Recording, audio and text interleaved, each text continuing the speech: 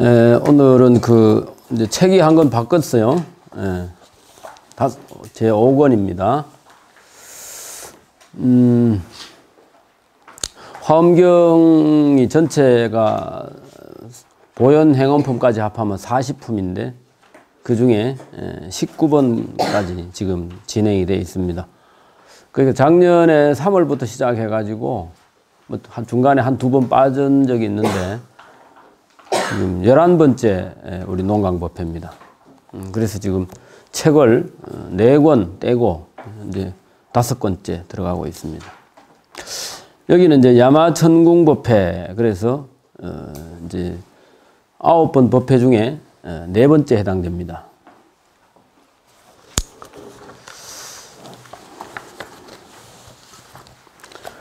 그 프린트물 한번 보실까요? 야마천궁에서 제4회 진행되고 있습니다. 부처님께서는 사바세계 보리수 아래와 수민산의 법회 장소를 여의지 않고, 떠나지 않고와 같은 말이죠. 야마천궁에 올라가셔서 법회를 주관하고 계신다. 달이 일천강에 비치듯이 가지 않는 곳이 없어지만 깨달음을 성취한 그 본래의 장소, 그걸 본처, 그걸 정멸도량이라 그러죠. 보리수 아래에서 항상 떠나지 않으신다. 이게 이제 상당히 중요한 의미를 가지고 있는데, 우리가 이제 좀 유식한 말로 하면 월인천강이다 그래요. 달월자, 도장인자, 일천천자, 강물강자, 월인천강. 이게 이제 불교에서 나온 이야기인데, 우리가 이제 공부를 이렇게 해보면 그 속에서 부처님의 정신세계를 우리가 이제 공부할 수가 있습니다. 근데 그것을 이제 우리 중생은 그러면 그렇게 할 수 없느냐? 그렇게 할 수 있죠. 있는데 그렇게 하려면 이제 집착하는 마음이 없어져야 되고, 작은 것에 만족하지 말고 항상 새롭게 앞으로 자꾸 나아가려고 하는 그런 정신이 있어야 되겠죠. 이게 이제 뭐 요즘 세상에는 물질로 주로 이루어져 있는데, 돈 버는 거 보면은 뭐 그만두질 않죠. 더 벌고 싶고 자꾸 이렇게. 근데 이 현대인들은 이제 돈은 더 벌고 싶은데 공부하는 거는 더 하려고 안 해요. 이게 좀 문제입니다, 사실은. 그런데 그게 공부를 하면 할수록 그 속에 해본 사람은 재미가 있는데 안 해본 사람은 부담스럽다 하고 이렇게 생각합니다. 우리 원각사 거사님들 내가 공부시켜 보려고 아주 노력을 했는데도 그 마음의 문을 못 열더라고. 그러니까 하면 자꾸 뭐 번거로운 일이 생기려고 미리 아마 지레짐작하는 것 같아. 근데 이게 공부를 해보면은 절대 그렇지 않습니다. 마음이 편안해지고, 우리가 이제 복잡한 일상을 가지고 있다가 계속 하다가 아주 여유 있는 시간에 클래식 음악을 듣는 것처럼 마음이 편안해지고 여유가 생기는데, 이제 거사님들은 그게 잘 안 돼. 그래서 참 거사님도 그렇지만 보살님들도 마찬가지입니다만은 공부를 해보면 마음이 여유가 생기고 또 잠시라도 정신적으로 쉬는 공간이 마련된다 하는데, 안 해본 사람은 아이고 이 나이에 무슨 공부를 해야 되노 이렇게 생각을 하더라고. 그러니까 이제 이래 부처님의 이런 정신 세계를 우리가 이 경전에서 공부하면서 이게 불교에서 나온 이야기구나, 이런 걸 좀 재밌게 이렇게 생각하면 좋겠죠. 그러니까 부처님은 이 화엄경에서 그것을 딱 드러내서 이야기를 해요. 보리수화에서 깨달음을 얻으셨다, 이렇게 정멸도량법에서 그렇게 해놓고, 그 다음에 이제 지난번에 공부했던 그 수미산정에 올라간다. 보통 사람은 그 길을 떠나야 갈 수 있는데, 부처님은 거기에서 벗어나지 않고 수미산으로도 가고 야마천궁으로도 가고 도솔천공으로도 가고 타화자재천공으로도 간다. 이게 이제 그러니까 우리 중생들은 집착이 엄청나게 많잖아요. 그렇기 때문에 부처님처럼 그런 정신세계가 안 되는 거죠. 그래서 뭐 이런 것만 우리가 좀 공부를 하더라도 화엄경 공부의 어떤 효과라고 할까 그런 걸 느낄 수가 있습니다. 이게 이제 부처님은 뭐냐?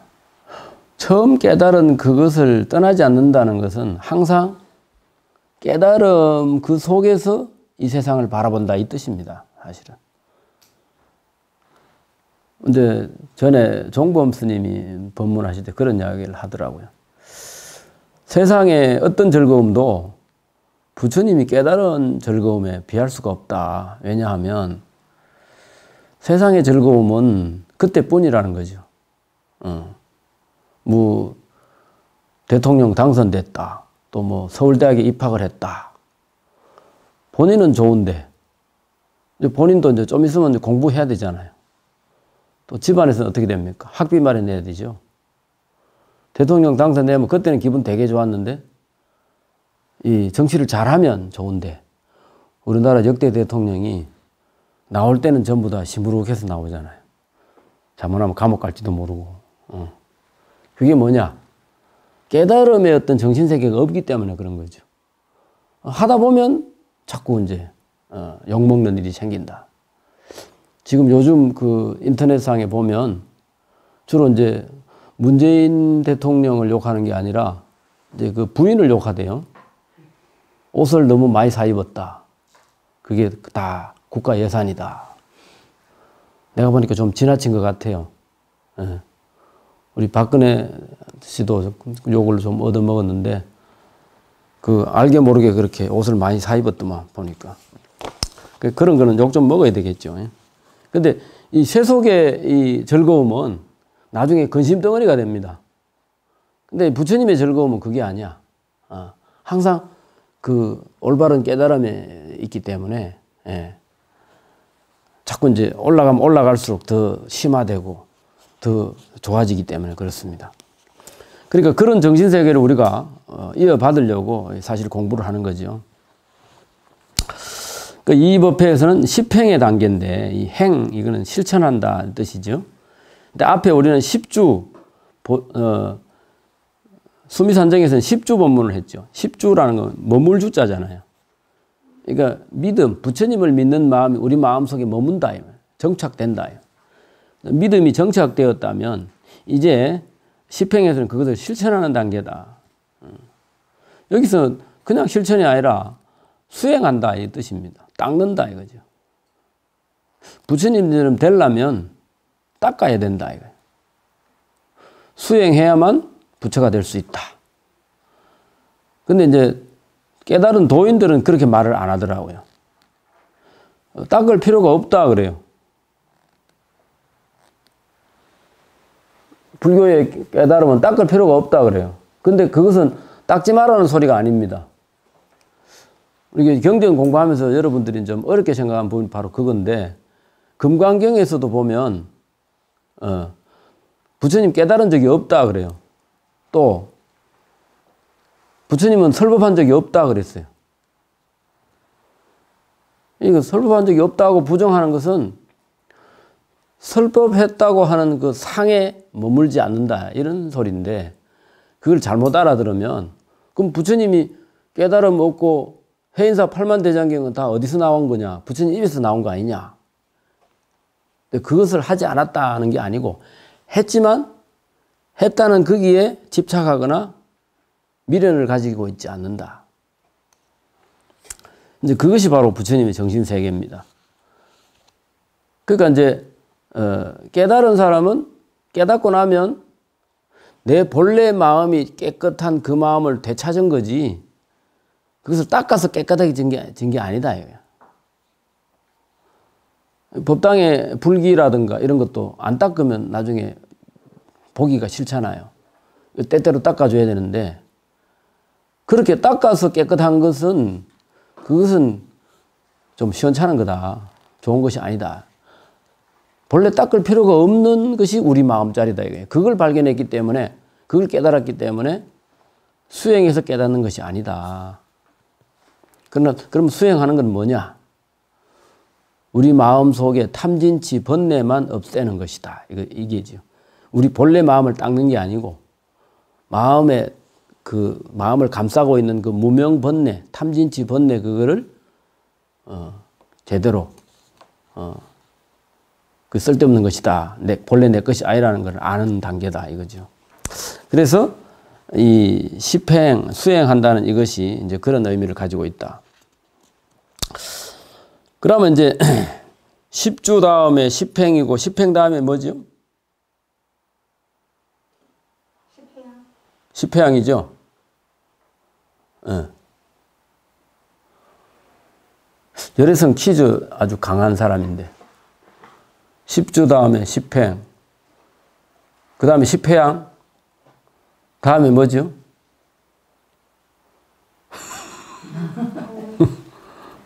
이게 화엄경 공부하려면 그게 공식입니다. 십주, 머무를 주자. 지금 써보세요, 옆에다가. 머무를 주자. 머무를 주 어떻게 쓰죠? 그죠? 아니, 그러니까, 그걸 쓰라고. 써보면 기억에 더 남아요. 안 써보면 잊어버려. 십주 다음에 십행, 그 다음에 십회양 다음에 뭐라고? 십회양이죠? 십회양 다음에 뭐? 십지. 그죠? 땅지자. 그러면 주는 뭐냐? 부처님을 믿는 마음이 머문다, 정착한다, 이런 뜻. 십행은 그 믿는 마음을 토대로 해서 닦는다, 행한다, 이거죠. 그 다음에 이제 회양은 뭐냐? 닦는 것도 그냥 닦는 게 아니고 내가 가진 것을 남을 주자, 이거예요. 내가 지은 공덕을 남에게 나누어 주자, 이게 회양입니다. 그래서 대승의 성불은 그냥 마음만 닦아서 성불하는 게 아니야. 베풀어야 돼. 복을 지어야 돼. 그리고 내 혼자 성불하는 게 아니고 회양이라는 것이 물질로 회양하는 것도 있지만 자기 정신세계를 자꾸 나누어 준다는 거야. 법보시. 이게 대표적인 법보시죠. 예. 그런 걸 하면서 도를 닦아야 된다. 중생을 깨우쳐 가면서 한다 이거예요. 그 다음에 회양 다음에는 십지거든요. 왜 땅지라고 했겠느냐? 우리 일시명 보살님 퀴즈 한번 내보죠. 왜 십지라고 했을까요? 뿌리 내린다고 하나요? 그런 뜻도 있습니다. 키운다고 하나요? 키우나요? 네, 우리 화원지 보살님 생각을 해봐야 됩니다. 아니 이거를 모르는 걸 가르쳐준다 이게 아닙니다. 왜 지라고 했을까? 여기 한번 관심을 가지라 이 말입니다. 지, 땅은 뭐죠? 씨를 뿌리는 데잖아. 그러면 지라는 건 뭐예요? 땅에 씨를 넣으면 이게 뿌리가 나고 그 다음에 열매가 맺죠. 근데 이제 왜 지라고 했냐면 땅은 거짓말하지 않는다는 거예요. 콩 심으면 콩 나고 팥 심으면 팥 난다는 거죠. 그 다음에 심었기 때문에 난다는 거예요. 지금까지 우리가 십주, 십행, 십회양 요거 한 게 다 심은 겁니다. 근데 마지막에 지는 이제 결과가 나온다는 거예요. 지는 땅에 심었으면 반드시 가을에 추수를 해가 거둔다는 뜻이죠. 예. 그러니까 결과가 이제 나온다는 그런 뜻입니다. 그래서 십지 수행의 결과 결국 깨달음을 성취한다 이렇게 됩니다. 이게 십지의 제일 마지막 단계가 법운지인데 법운지에서 깨달음을 얻으면 큰 연꽃이 피어납니다. 그래가지고 거기서 깨달음을 연꽃으로 상징해요. 그래서 이제 십주, 십행, 십회양, 십지 요것을 그래서 40가지 단계 그래요. 근데 그 앞에 주 앞에 십신이라고 있는데 십신은 10가지가 정해지지 않았어. 그래서 이름은 십신이라고 하지만 십신은 10가지가 딱 정착되어 있지 않습니다. 그리고 그거까지 합치면 50단계지요. 그 다음에 십지 다음에 깨달음인데 그거를 2가지로 말하는데 혹시 기억이 나시는 분 있어요? 등각, 묘각. 예. 그 십지에서 법은지에서 깨달으면 등각이라고 합니다. 그 다음에 좀 더 심화되면 묘각 그래요. 요게 이제 화엄경에서 깨닫는 그 순서입니다. 자, 그러면 그 한문으로 된 분리, 보리수하, 상성, 야마천궁 이렇게 돼 있죠. 예. 그거 보셨습니까? 예. 자, 그 밑에 한번 책으로는 16쪽입니다. 첫 시작 부분에 같이 한번 읽어보겠습니다. 그때 열의 위실력으로 시방일체 세계 난나 사천하에 남섬 부주와 수미산 꼭대기에서 모두 보니 열애께서 대중들이 모인 가운데 계시는데 그 모든 보살들이 부처님의 신통한 힘으로서 법을 연설하면서 제각기 생각하기를 자기가 항상 부처님을 대하였다고 하지 않은 이가 없었다. 그때 세존께서 모든 보리수 아래와 수미산 꼭대기를 떠나지 않으시고 야마 천궁의 보배로 장엄한 궁전을 향하시었다. 이제 한문을 여러분들이 이제 공부를 하신다면 제일 밑에 끝에 보면 한문으로 돼 있죠. 이시의 세존이 분리 일체 보리수하와 급 수미산정하시고 이 향어 피 야마 천궁 보 장엄전 하시니라 이렇게 돼 있죠. 이걸 이제 줄여서 분리 보리수하, 그 다음에 수미산정, 그 다음에 향어 야마천궁 보장엄전 이래 이렇게 향하셨다. 그 이제 수미산에서도 그런 말이 있었는데 거기 천황이 부처님을 영접을 하고 그렇게 들어가면 부처님이 좌정하시면 자연히 하늘 음악이 그쳐지고 사람들이 편안히 앉아 있는데 부처님 들어오시기 전보다 그 전각이 아주 더 넓어졌더라 이런 말이 있어요. 실제로 넓어질 수도 있지만 마음속에 마음이 편안함을 얻으면 넓어지죠. 예. 만약에 우리가 여기서 지금 공부를 하고 있는데 우크라이나처럼 밖에서 포탄이 날아온다. 그러면 우리가 마음이 쫄아들죠. 여기서도 불안합니다. 그죠? 예. 사람이 이제 부처님이 계시기 때문에 큰 스님이 계시기 때문에 그날 법회에 온 사람들 모두 다 마음이 넉넉해지고 만족감을 얻기 때문에 그 도량이 넓어 보이고 여유가 있어 보이는 겁니다. 이게 정신세계이죠. 그러면 이제 앞에 우리 사권에서도 공부를 했지만 거기 보면 이제 자리를 잡으면 그 다음에 이제 찬탄이 이어집니다. 요 우리 책 19쪽에 보면 그거 나오죠. 명칭열의 시방에 소문 퍼지니 여러가지 길상 중에 가장 높으며 그 부처님 많이 전에 일찍 드시니 그러므로 이곳이 가장 길상에 보왕열의 세간에 등불이시니 여러가지 길상 중에 가장 높으며 그 부처님 정정궁전 일찍 드시니 그러므로 이곳이 가장 길상에 희복열에 보는 일 걸림이 없어 여러가지 길상 중에 가장 높으며 그 부처님 장엄전에 일찍 드시니 그러므로 이곳이 가장 길상에 연등열의 세상을 밝게 비추며 여러가지 길상 중에 가장 높으며 그 부처님 수승한 궁전 일찍 드시니 그러므로 이곳이 가장 길상에 예. 이게 이제 부처님 찬탄하는 그런 건데 부처님이 이 도량에 오셨기 때문에 여기가 아주 좋은 곳이 됐다 이거죠. 여러분 그 봉암사 가보신 적 있죠? 봉암사 문경 봉암사 거기 보면 아주 바위가 산이 아주 멋있게 생겼어요.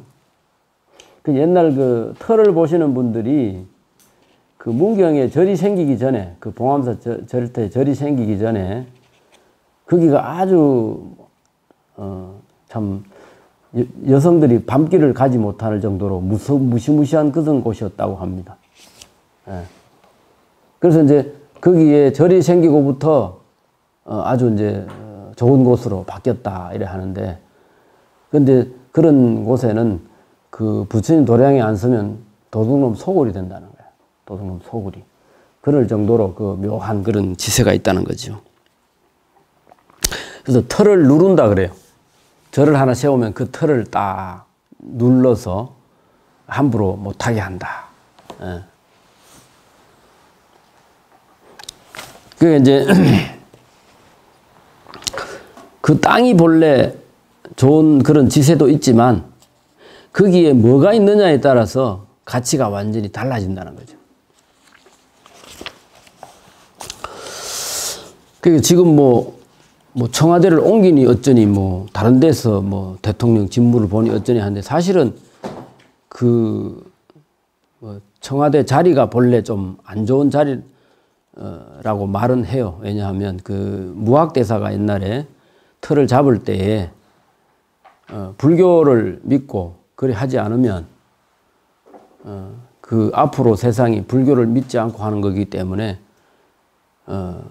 또 그래서 그 무학대사가 그 청와대 거 있는 자리를 약간 틀었다는 말이 있어요. 원래는 정 감독이 하면 그 밑에 계룡산 근처에 도읍을 정하려고 했는데 거기가 여러 가지로 안 맞아서 한양에 도읍을 하면서 약간 자리를 틀었다 하는 그런 말이 있습니다. 그래서 저는 다 깜깜한 거 아니에요? 그런데 그거는 하나의 핑계고, 예. 근데 그 들어가 사는 사람의 그 마음이 문제죠. 예. 들어가 사는 사람이 정말로 국민을 위한 정치를 하면서 해야 되는데, 뭐 앞으로 어떻게 될는지 모르겠습니다만은, 다른 데서 직무를 받는데도 국민들한테 박수를 못 받으면 그럼 뭐라 할 겁니까? 그러니까 이 불교의 정신세계는 그게 아닙니다. 여기에 부처님이 오셨기 때문에 그 장소가 좋아진다는 거예요. 거기에, 그렇죠? 우리가 법당을 지어 놓고 거기에 부처님을 안 모시고 거기에 뭐 어디 뭐 이상한 사람이 그거 돌아 살면 그곳이 옳은 좋은 곳이 아니죠. 불교에서는 그 연기법이라는 겁니다. 그래서 고정된 것이 없다는 거예요. 그러니까 터가 문제가 아니고 사람이 문제라는 거예요. 사람의 정신세계가 얼마나 좋으냐. 응? 내가 정치적인 이야기 안 해야 되는데 문 대통령이 박근혜 씨를 탄핵하는 그 와중에 청와대에 들어갔으면 여러 가지 편가르기 안 하고 자기 편만 안 하고 국민을 통합시키고 이래 했어야 되는데 그걸 다 못했기 때문에 욕을 얻어먹는 겁니다. 그러니까 누구나 마찬가지예요. 지금 새로 된 윤 대통령 마찬가지. 저 사람도 결국은 자기 편 하고 지금 들어가기 전에 벌써 계속 싸우잖아요. 저런 정신세계 가지고는 사실은 싹이 노래예요. 좀 여유 있게 좀 왜 못하냐 이거야. 국민들을 바보로 알아. 이 불교의 정신세계는 그 터가 문제가 아니라 사람이 문제라는 겁니다. 그 터에 뭐가 있느냐에 따라서 그것이 법당이 될 수도 있고 도둑놈 소굴이 될 수도 있다는 거예요. 자, 그러면은 이제 요거는 이제 야마천궁의 법회 시작하는 서두 부분이고 야마궁중 개참품 그 다음 23쪽에 넘어가면 거기가 본론입니다.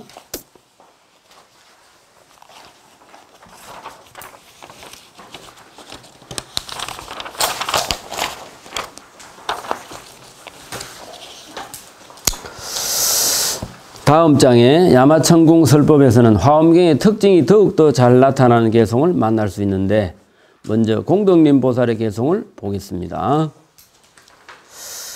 요거는 24쪽 이렇게 되어 있죠. 이거 10분 보살이 돌아가면서 개송으로 부처님을 찬탄하는 겁니다. 그러니까 이제 세주묘원품에서도부터 부처님의 깨달음을 축하하는 의미로 여러 천황 대중들, 뭐 온갖 대중들이 다 와가지고 또 찬탄을 많이 했죠. 찬탄하는 주제가 뭐냐? 나는 과거에 이러이러한 수행으로 이런 깨달음을 얻었습니다. 깨달음 잔치를 하는 겁니다. 세조명품에서는. 여기서는 뭐냐? 자기 이야기를 하는 게 아니라 부처님 공덕을 찬탄하는 거예요. 이제 야마궁중 여기서는 이제 공덕림자니까 끝에 숲을림자가 들어갑니다. 이제 돌림자가 이제 이렇게 됐어요. 이게 이제 아주 숲처럼 이렇게 많다는 걸 뜻하는 겁니다. 공덕은 많을수록 좋은 거니까. 부처님 건광명 노아 시방을 두루 비추시니 천상 인간의 높은 어른 배옥기 환히 트여서 걸림이 없네. 시방 세계 모든 곳마다 부처님 여기 계시다지만 혹은 인간에 계시고 혹은 전궁에 계시고, 예. 요 두 개성이 아주 우리가 기억할 만한 개성인데, 부처님이 거기 딱 앉으셔가지고 큰 광명을 놓고 시방에 광명을 쫙 뻗치니까 천상과 인간의 높은 어른이 환히 터여서 걸림이 없을 정도로, 그러니까 이제 이런 그 선지식은 만나면 만날수록 내가 기분이 좋아지고 내 마음속에 있던 시름이 다 없어지는 겁니다. 법문을 듣고 있는 그 순간만이라도 우리가 시름이 다 없어져야 되겠죠.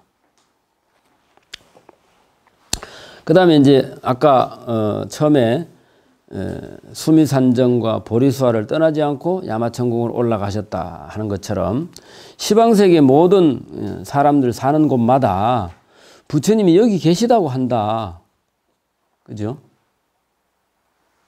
이게 월인천강이라 달은 하나인데 물 있는 강에는 다 달이 비치더라. 그리고 이제 지금은 어떻습니까? 부처님 돌아가신 지가 벌써 2600년이나 넘었는데 우리는 지금 불상을 이렇게 법당마다 모시고 있잖아요. 그러니까 이제 법당에 부처님이 계시고 그 부처님이 설해 놓은 경전을 우리가 공부하면서 부처님이 계신 것처럼 지금 살아 계신 것처럼 공부를 하는 겁니다. 그래서 제가 가끔 법문할 때 우리의 믿는 마음이 내 마음속에 살아 있어야 된다. 그래야 생동감이 있고 있는데 그 얼마 전에 내가 저기 우리 저 도반 스님 부친이 돌아가셔가지고 그 장흥에 거기 우리 보살하고 같이 갔었는데 그 간 김에 보림사를 들어갔었어요. 가는데 그때가 마침 10시에서 11시 사이라. 근데 법당에 가서 잠깐 기도라도 하고 나올까 싶어가지고 갔는데 아니 이 스님들이 어디 성지순례를 가고 없는지 그 일꾼들만 일을 하고 대웅전하고 그 장흥 보림사에 가면은 대적광전이라 해가지고 거기에 철불이 아주 그게 국보거든요. 그래서 내가 한 번 가면 그 꼭 뵈러 가는데 마지도 안 올리고 촛불도 다 꺼져 있고 야, 이 참 큰일이다. 이 좋은 절에 그 주인이 시원찮아서 그런지 부처님 마지도 안 올리고 기도도 안 하고 이번 내가 회보 보냈는데 보셨어요? 거기 이제 보림사 이야기는 안 했지만 부처님 앞에 사시에 기도도 안 하는 그런 것이 좀 보고 안타깝다는 생각이 많이 들었었는데 이 어떤 스님은 뭐 내 한 사람 부처님 맞이 안 올린다고 부처님 굶나 전국 절에서 다 그 시간에 부처님 공양 드시라고 하는데 내 한 번 쉰다고 뭐 부처님이 한때를 안 잡수시겠나? 그게 아니고 부처님 밥 먹는 게 아니에요. 내가 부처님 제자고 부처님 맞이를 늘 올리던 그거기 때문에 내 마음속에 부처가 살아있는 거지. 그게 부처님이 우리가 맞이 올린다고 뭐 부처님이 살아계시고 맞이 안 올린다고 돌아가시고 이런 건 아니에요. 응? 우리가 마치 그 제사에 부모님 다 돌아가셨는데 제사에 밥 올린다고 그 부모가 와서 밥 안 먹거든요. 내 마음속에 그 조상을 모시는 그 마음으로 올리는 거지. 그거 필요 없다고 안 하고 하면 그 시간에 그 사람들이 뭐 할 건데 아버지 제삿날 부모 제삿날 그 아버지 생각하고 부모 생각하고 밥이라도 한때 올리고 제사를 지내야지. 그 시간에 뭐 하고 놀 거냐 이거야. 그 사람들 생각이 잘못된 거거든요. 아이고 아버지 돌아가신 10년이 넘었는데 이제 안 오신다. 오늘부터는 막 우리 외국 여행이나 다니자. 그러면서 부모가 물려준 유산 그대로 갖고 쓰잖아. 유산 중에 우리가 늘 들고 다니는 게 뭡니까? 핸드폰이 그 부모 유산입니다. 핸드폰은 안 빠져먹고 갖고 가죠. 제사 지내는 것도 그런 겁니다. 부모님을 생각하고 내가 부처님 제자고 부처님 불자기 때문에 부처님 사시 맞이 시간에 잠깐이라도 절에 가서 절하고 나오고. 예. 근데 법당에 들어오면 불이 다 꺼져 있어. 그러니까 그게 내 마음속에 부처님이 이제 생명력이 없다는 거예요. 그런 사람은 그 기도해도 잘 안 됩니다. 시방 모든 곳마다 부처님이 계시다고 하지만 여기에도 계시고 저기에도 계시고 그렇죠. 그 다음에 28쪽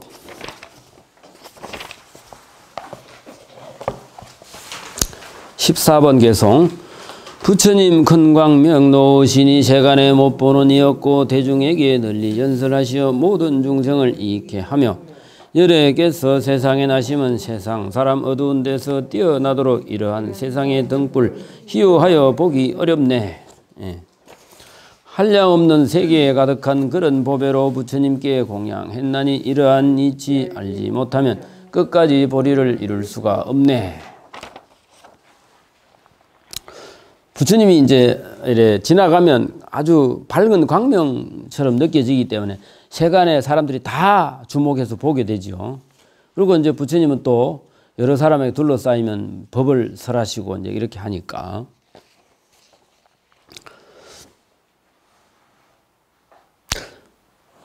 그러니까 부처님은 불보살들은 깨달음을 얻고도 여러 가지로 부처님을 공양을 올린다 이거예요.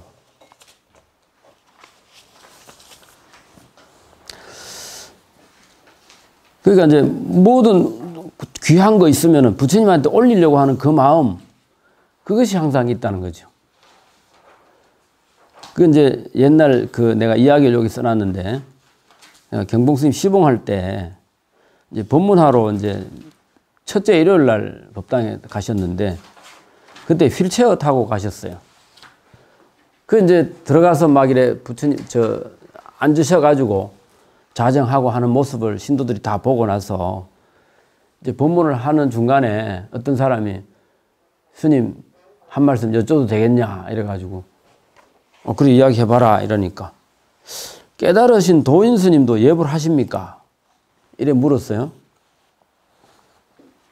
그러니까 이제 스님께서 누가 도인은 예불을 안 한다 하더냐 이렇게 대물었어. 그러니까 이제 그 신도가 도인이시면 부처님과 같아졌는데 예불을 꼭 해야 됩니까? 이래 된 거예요, 이제. 보살님 어떻게 생각하세요? 우리 보살님 그 법명이 어떻게 되더라? 정연심, 그죠? 지난번에 한 2번 빠지셔가지고 내가 잊어먹었다. 그게 어떻게 생각하세요? 깨달으신 도인 스님은 예불을 하시는 게 맞나, 안 맞나? 네, 그렇죠? 네. 그러니까 이제, 막 웃으시면서 그러셨어. 네. 도인이라고 예불 안 하고, 도인 아니라서 예불하고, 그런 거 아니다. 도인이면 예불 안 하고, 도인이 아니기 때문에 우리는 예불을 해야 된다. 이게 아니다. 그러고 이제 그 뒤에 설명은 안 하셨어요. 근데 이제 내가 이제 공부를 해보니까 아주 그 말씀이 딱 맞으신 거고, 또 중국에 우리 유명한 공자님이 계셨잖아. 공자님이 말한 것 중에 우리가 제일 기억에 남는 게 학이 시습지면 부력 낙화 그랬죠. 배우고 때때로 익히면 즐겁지 아니한가. 근데 공부하는 게 즐거움이라야지 공부하는 게 부담이라면 이거는 사실은 공부가 잘못된 거거든요. 아니 어떤 사람은 스님이 화엄경 청량소를 그렇게 열심히 해가지고 애써서 책을 냈는데 뭐 통도사에 주지를 한번 해야지. 내가 통도사 주지하려고 그거 공부 안 했거든.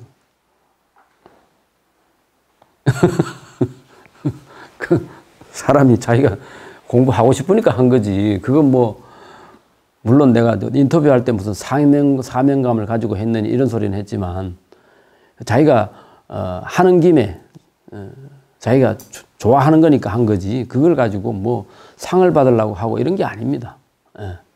그러니까 그런 거 마찬가지죠. 공자님이 또 뭐라 했냐면 봄, 여름, 가을, 겨울 이것이 쉬지 않고 변한다는 거예요. 그게 공자님은 그 부지런한 걸로 봤어요. 이 사시사철 바뀌는 것도 이렇게 잠시도 쉬지 않고 열심히 노력하는데 우리 사람이 놀면 되냐. 열심히 일하면서 그 자꾸 해나가야지. 그래서 도인 스님 치고 게으른 사람이 없어요. 우리 저 고산 스님을 내가 좋아하는 이유는 뭐냐. 잠시도 쉬지 않는다. 불식초놈이라 그래요. 불식초놈. 초놈은 시간을 말하는데.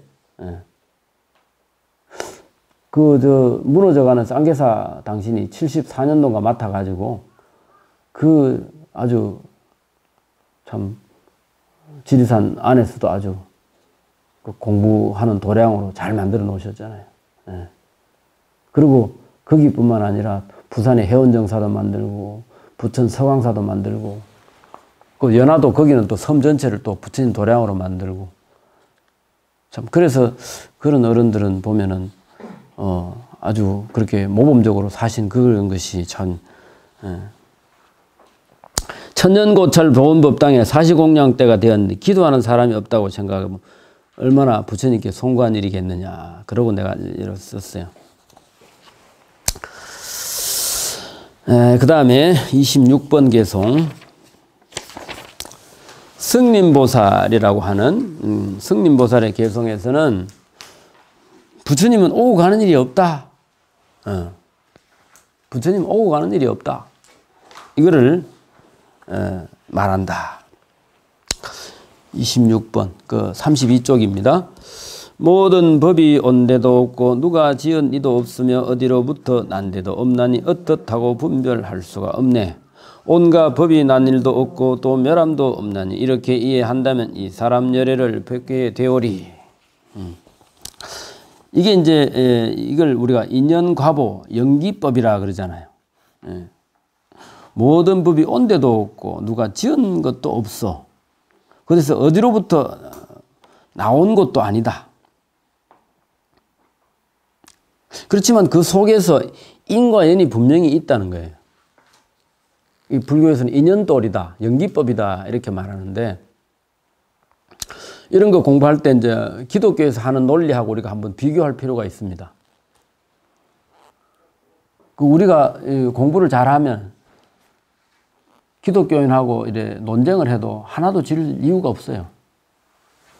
근데 불자들은 보면은 누가 이렇게 불교에 대해서 물으면 난 몰라 이러거든요. 그래서 그 기독교인들이 심지어는 성철 스님 욕하고 구산 스님 욕하고 막 이럽니다. 도인 스님들 다 욕하고 그래요. 성철 스님 옛날에 구산 스님 돌아가셨는데 지옥에 빨리 가시오 그랬다고 도반을 지옥 보내는 나쁜 종교라고 막 뭐라고. 거기에 대해서 우리 불자들이 대답을 잘 못 해가지고 스님 그럴 때는 어떻게 대답해야 돼요? 사실 우리 공부 다 했거든요. 사실은. 우리가 매일 늘 제사할 때 읽는 지장경도 나오잖아. 지옥이라는 것이 정말로 있습니까? 이래 물으니까 무도교황이 뭐라고 했어요? 지옥이 정말 있다. 그럼 지옥은 어떻게 가느냐? 지옥은 업을 짓고 가는 방법도 있고 부처님처럼 덕이 높은 사람이 가는 데도 갈 수도 있고 두 가지 방법밖에 없다. 하나는 죄 받으려고 간 거고 하나는 죄받는 중생 구제하러 간 거다. 지옥에 가는 게 두 가지 길이라는 거예요. 예. 그러니까 도 깨달은 사람이 지옥 왜 가냐? 죄받으러 가는 게 아닌. 그게 고통받는 중생 구제하러 간다는 거예요. 그걸 듣고도 다 잊어먹어, 사람들이. 그러고 나서, 아이고, 막 기독교인들 뭐라 하면은 막, 아이고, 난 모른다. 나 불교 모른다. 나는 절에 가서 절을 할 줄만 알지. 불교 모른다. 이렇게. 그러니까 이게 포교가 안 되는 거예요. 그리고 그렇기 때문에 자녀한테 불교가 전달이 안 되는 겁니다. 내가 좋아서 절에 가지. 자녀한테 불심을 심어줄 생각을 안 해.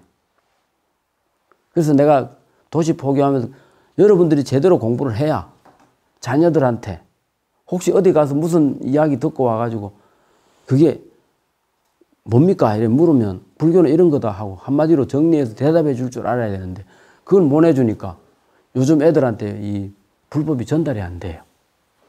이 참 큰일입니다. 그 연기법이라는 게 참 이게 알고 보면 정말 좋은 건데, 예. 이 연기법은 내가 필판 하나 갖다 놔야 되겠다. 연기, 연멸 이러거든요. 인연으로 생겼다가 인연이 닿으면 없어진다. 이게 연기, 연멸입니다. 그리고 인과 연이 모이면 결과가 나타나고 거기에 대한 과보가 나타난다. 그래서 인연, 과보 이러잖아요. 이 두 가지 말만 딱 기억해 놓으면은 인연법은 해결이 되는데, 그 다음에 기독교에서는 모든 걸 창조했다 그러지요. 창조했다는 그 논리 때문에 기독교는 정말 치명적인 결함이 있는 겁니다. 그러면 악도 창조했느냐? 선도 네가 만들었고 악도 네가 만들었느냐? 그럼 선은 그렇다 치고 악은 어떻게 책임질래? 이래 되거든. 근데 그렇게 우리 불자들이 대바다 물을 줄 몰라. 어디 가니까 기독교인들이 와가지고 거기서 뭐 난리를 치고 있는 거라. 통도사 앞에서 그 기도한다고 뭘 요만한 뭐 십자가를 하나 갖다 놓고 예배를 보고 있어. 그 절에서 왜 이런 짓을 하느냐 이렇게 하니까 이게 다 하나님 만들어 놓은 땅이다 이래요. 그 사람은 이게 하나님 땅이라는 거예요. 이 세상에 하나님 땅 아닌 데가 있느냐 이거예요. 그 정도로 당당합니다 그 사람들은. 그래서 몇 년 됐죠. 그 동화사 가서 막 땅 밟기 하고 그러잖아요. 봉원사 가서 땅 밟기 하고. 그래 불자들이 막 뭐라 하면은 이게 하나님 만든 땅이라는 거예요. 그러니까 막 싸우고 그래요. 그래서 거기에 대해서 우리가 제대로 대처를 할 줄을 모르고 그 사람들 논리에 그냥 골치 아파하고 이러면 자꾸 지는 거라 이제. 온갖 법이 난 일도 없고 멸함도 없는 이렇게 이해한다면 이 사람은 열애를 보게 되오리. 예. 이게 이제 연기 연멸에서 좀 더 나아가면 불생불멸이 돼요. 인연으로 생겼다 인연으로 없어지기 때문에 본래 태어남도 없어짐도 없다. 불생불멸이라는 거예요. 예. 그리고 연기 연멸 이것을 잘 보면 어떻게 되느냐? 다 연결이 되어 있다는 거거든요. 그래서 제가 대구 법회에 가서 이 개성을 설명하면서 내가 그랬습니다. 그 스님들이 요즘 제일 골칫거리가 뭐냐 하면 상자가 없다. 절에 출가를 안 하니까. 근데 옛날에 그 경봉 스님께서 그걸 미리 생각하셨는지 일가 이름이라고 하는 법문을 하셨어요. 내가 이걸 여기다 적었어야 되는데 다음에 내가 정리해 드릴게요. 일가 이름 한일자고 나무랄 가자거든요. 한 번 나무라고 한 번 곡차를 마신다 이겁니다. 일가 이름이라는 게 산골 법당이 조그마한 데 있는데 스승상자가 이제 밭갈이를 하고 오후에 이제 해가 뉘엿뉘엿 저물어 갈 때 들어왔어요. 왔는데 가면서 연장을 들고 들어오면서 이제 스님이 상자 보고 상자야 망자야 이래 물었어요. 부르니까 상자가 듣고 있다가 예, 대 그랬어요. 그러니까 이놈아 스님이 상자에 부르면 예 할 일이지 예 대가 뭐냐 이러니까 스님은 상자야 이렇게만 하시지 왜 상자야 망자야 하십니까? 그래서 저도 예, 대 했습니다. 그러니까 그래, 그 말도 맞다. 나도 잘못했고 니도 잘못했다. 그럼 니 법당 뒤로 오너라. 우리 벌서로 가자. 법당 뒤로 갔어. 가가지고 이제 도가지 그 속에 있는 막걸리를 내가 마시는 거네. 절에서 술 먹으면 그게 잘못된 거잖아요. 그러니까 이제 벌로서 먹는 거라 그냥 먹는 게 아니고 그냥 한번 혼내고 한번 한 잔 마시고 오늘 저녁에 물이 실컷 이랬으니까 오늘 요거 한 잔 먹고 이제 자자 이거거든. 근데 그때 마침 어떤 거사가 눈치 빠른 거사가 절에 우연히 왔다가 이상하다. 이 무슨 누룩 냄새가 난다. 이래가지고 법당 앞에서 뚜릿뚜릿 하다가 절에 다른 사람은 없고 그래서 허허 내가 법당에 모셔진 부처님 할아버지 되는 사람인데 이 절에 아무도 없네. 할아버지가 왔는데 인사하러 나온 사람도 없고 참 그 희한하다 막 이러니까 뒤에서 지금 한 두세 잔 마시고 있던 상자가 이래 보다가 부처님 할아버지라 이렇게 하거든. 그러니까 저 사람이요. 근데 자꾸 가면서 뚜리뚜리 살피니까 쫓아 나와가 당신 뭐라 그랬어 지금? 당신 뭐 부처님 할아버지라고? 그런 말이 어디 있어? 막 이러니까 아니 그게 내가 한 말이 아니고 전에 어떤 큰 스님이 법문하면서 우리 세속의 거사들은 전부 부처님 할아버지 뻘인데 그러니까 그 스님들은 할아버지를 잘 모셔야 된다고 이렇게. 근데 스님 얼굴이 왜 그래 뻘겋습니까? 그러니까 그래요. 그렇지만 당신이 뭔 부처님 할아버지야. 당신 잘못했잖아. 그러니까 예 저도 잘못했지요. 당신도 이리 와 벌써로 가자고. 그래 같이 이제 막걸리를 나눠 마셨다. 이 절에 와서 눈치 빠르면 젖국을 먹는다 그랬잖아요. 그 처사가 도인인 거예요. 응? 이제 짧은 이야기에서 나오는 이야기는 뭐냐 하면 스님이라고 성복 입었다고 너무 잘난 체 하지 마라. 스님이 별 거냐. 우리 속인들이 출가해서 머리 깎으면 스님 되는 거죠. 그죠? 그럼 그 출가한 그 스님은 누가 만들었냐? 다 처사 보살이 만든 거야. 그죠? 그리고 스님이 또 열심히 공부해가지고 깨달음 얻으면 도인이 되고 성불을 하면 부처님이 되잖아. 그러니까 한 번 건너고 두 번 건넜으니까 이제 부처님은 그 거사에 손잡버리고 그렇게 된다는 거야. 그걸 큰 스님 법문으로 그렇게 하셨다는 거야. 참 그래. 아니 절에 스님이 어떤 처사가 전에 여기 와서 딱 그랬어. 스님 절 자꾸 만들라 하지 마십시오. 스님 보니까 신문에 보니까 뭐 사찰 뭐 지킨다고 막 데모도 하고 그런 게 나오던데 그래서 스님 한번 얼굴 뵈러 왔다 이러면서 스님 절 자꾸 이제 철거할 사람도 없는데 뭔 절을 자꾸 만들라고 하십니까? 그래서 내가 아니 절이 곧 망한다요? 망한대요? 그렇지 않습니까 지금? 근데 거사님은 지금 애들 몇이나 낳았어요? 2남 3녀입니다. 그럼 2남 3녀 중에 애들 하나 출가시켰습니까? 아니요. 우리 집 애들이 왜 출가를 합니까? 그래요? 근데 지금 저보고 절 걱정하셨죠? 절 걱정했죠? 앞으로 그런 소리 하지 마시고 그 걱정하는 거 그거 걱정이 아닙니다. 절 망하자는 이야기 아닙니까 지금? 절도 만들지 말자. 이제 중될 사람이 어디 있느냐? 아니 2남 3녀 놓은 5명 놓은 당신도 지금 출가를 안 시키는데 하나 둘 놓은 사람이 출가시키겠어요? 그런 소리 뻔한 소리 하지 마시고 정말 불교가 걱정되면 지금이라도 가서 애 하나 낳아가지고 출가시키세요. 네, 그래가 돌려보냈어요. 이 불교 믿는 분들이 보면 자기 아들, 딸들은 절대 출가를 안 시키려고 한다. 그럼 누가 스님 되는데? 예? 이 세상이 이 출가하는 거를 아주 무슨 이상한 사람들이 출가하는 걸로 생각하는지 그래서 내가 아니 절에 출가한 스님들이 다 이상한 사람들입니까? 내가 그 처사한테 물었어. 그건 아니죠. 근데 그 불교 걱정한다고 하면서 절 만들지 마라 하니 절 망하자는 소리 아니냐고.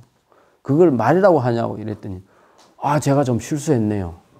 그러니까 공부 잘 시켜가지고 그사님도 신심이 좀 많으신 것 같은데 신심이 있으시면 애들 출가를 시켜가 스님 만드세요. 그래서 이 3개 도사를 만들어서 부처님 법을 읽게 해야죠. 그 처자식이나 먹여 살리고 밖에 나가서 사기 쳐가지고 저 돈이나 끌고 모아서 처자식 먹여 살리가 되겠어요? 그게 불교 아는 사람이 할 소리예요. 네, 이러니까. 아, 그날 그 처사 되게 혼나고 갔어.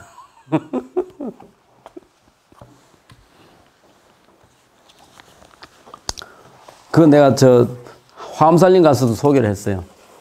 이남 삼녀 놓은 사람도 출가 안 시키는데 출가 누가 시킬 거냐고. 응? 그러니까 여기는 그 아까 큰 스님 법문에 그러잖아.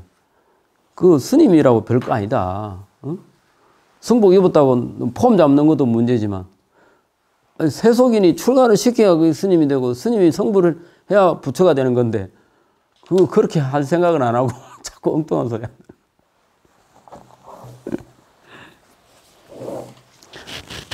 그러니까 내 것이 아깝다고만 생각하지 내 것을 남을 줘야 그게 이 세상이 좋아진다 이 생각을 못 하더라고. 자, 그러면 그 다음에 너무 심각하게 이야기했나 내가? 우스개로 들으세요 그냥. 네. 34쪽에 33번 계속 나오지요. 열에 늙고 크신 몸 끝없는 법계에 가득하며 이 자리에 떠나지 않고 온갖 곳에 두루 하도다. 만일 이러한 법을 듣고 공경하여 믿고 좋아하는 이는 세 가지 나쁜 갈래와 모든 고난을 길이 여의리. 예. 이러이러한 법을 듣고 공경심이 일어나고 좋아하는 사람은 그 사람은 사막도에 안 떨어진다. 모든 고통에서 구제가 된다 이 말이에요. 그런 마음 가진 사람은 열여 넓고 크신 몸 끝없는 법계에 가득하며 이 자리에 떠나지 않고 온갖 곳에 두루하다. 이게 부처님이 깨달음의 자리에 고기에서 안주하지 않고 여기저기 법문하러 많이 다니는 것은 뭐냐? 한 곳에 집착하지 않는다는 거죠. 예. 그리고 모든 사람에게 나누어 주려고 하는 그런 정신이 살아있기 때문에 그런 것이다. 거기까지 하고 좀 쉬었다 하겠습니다. 10분 일찍 시작했죠.